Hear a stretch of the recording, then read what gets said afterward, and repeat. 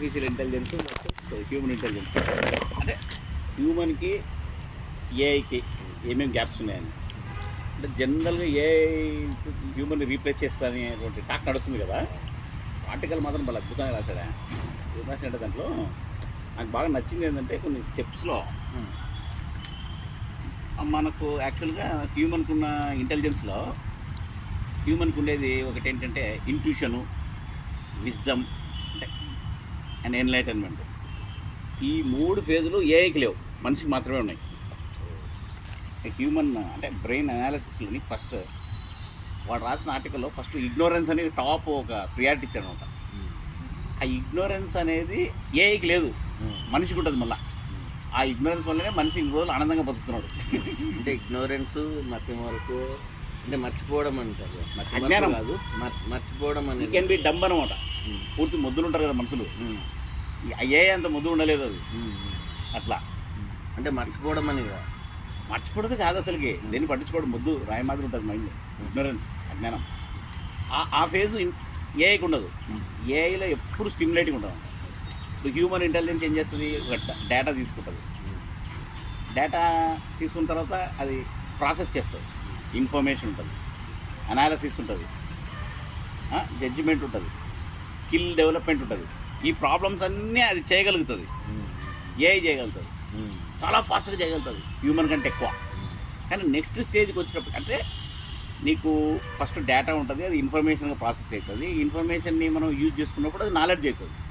Information స్టేజ్లో AI పనిచేస్తుంది, knowledge స్టేజ్లో ఏఐ పనిచేస్తుంది, తర్వాత అనాలిసిస్ స్టేజ్లో కూడా ఏఐ ఎక్సలెంట్గా పనిచేస్తుంది. ఆ తర్వాత స్టేజ్లు హ్యూమన్ బ్రెయిన్కి ఉంటాయి అనమాట. అనాలిసిస్ కానీ, తర్వాత అనాలిసిస్ తర్వాత ఇంట్యూషన్ కానీ, ఎమోషన్ కానీ, తర్వాత విజ్డమ్, ఎన్లైటన్మెంట్, ఇవి ఏఐకి ఉండవు. అక్కడ ఆగిపోతుంది ఏఐ. మనకి ఫ్యూచర్ మోడల్స్లో ఏమేమి డెవలప్ చేస్తారో తెలియదు, కానీ as far as data processing, skill development, అనాలిసిస్లో ఎక్సెల్ అయిపోతుంది ఏఐ.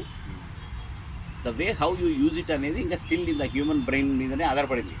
అంటే నువ్వు ఎంత ప్రాంప్ట్ ఇస్తే అది పనిచేస్తుంది, అంతేగాని it cannot surpass at this moment. ఏదైనా మన హ్యూమన్ చేయాల్సిందే కదా.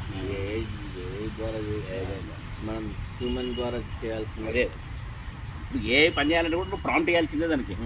ప్రాంప్ట్ ఇస్తేనే దాని ప్రాంప్ట్ ప్రకారం అది మనకు పనిచేస్తాను అనమాట. ఇట్లా కానీ ఆర్టికల్ భలే సూపర్ రాశాడు. నాకు అన్నిటికంటే నచ్చిన పాయింట్ ఏంటంటే అంటే ఇగ్నోరెన్స్ అనేది మీరు ఇగ్నోరెన్స్ ఏఐకి లేదు, మనిషికి ఉంది కదా. మనిషికి ఇగ్నోరెన్స్ లేకపోతే అసలు ఇంకా వాడు మనిషి బతకలేడు. నువ్వు చెప్పినప్పుడు కొద్దిగా మతిమరపు అనేది కూడా నీకు ఇగ్నోరెన్స్ లేక వస్తుంది మనిషికి. అదే మెయిన్ సర్వైవ్. ఎందుకంటే ఒక స్టేజ్ లైఫ్లో వచ్చిన తర్వాత గట్టిపడ్డానికి మనిషి ఏదైనా కానీ ఆ మతిమరపే మెయిన్ హీరోలు చేస్తుంటుంది లేటరల్ స్టేజ్ ఆఫ్ లైఫ్లో. కరెక్ట్. అది ఎంత పెద్ద సమస్య అని మనం అనుకుంటాం, కానీ మర్చిపోతాం కొన్ని రోజులు అయితేనే. ట్రూ. అంటే మనిషికి పుట్టినప్పుడు ఇగ్నోరెన్స్ ఉంటుంది, స్లోగా ఈ మనిషి డిటీరేట్ అవుతుంది మైండ్.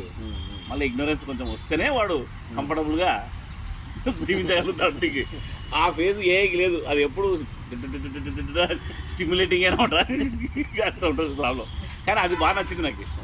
ఏఐకి ఇగ్నోరెన్స్ లేదనే కాన్సెప్ట్ అల్టిమేట్ అనమాట. ఇంకా ఆ పాయింట్ బాగా యాక్చువల్గా నీ ఫ్రెండ్ దాన్ని బాగా క్యాచ్ చేసినాడు. యాక్చువల్గా ఇప్పుడు ఏం చేయాలంటే మన డాక్టర్ సాబ్ చెప్పినట్టు ఆర్టిఫిషియల్ ఇగ్నోరెన్స్ అనే కాన్సెప్ట్ చూసినావా, దాని మీద ఫోకస్ చేస్తే ఆర్టిఫిషియల్ ఇంటెలిజెన్స్ ఆటోమేటిక్గా అర్థమైపోతుంది నీకు.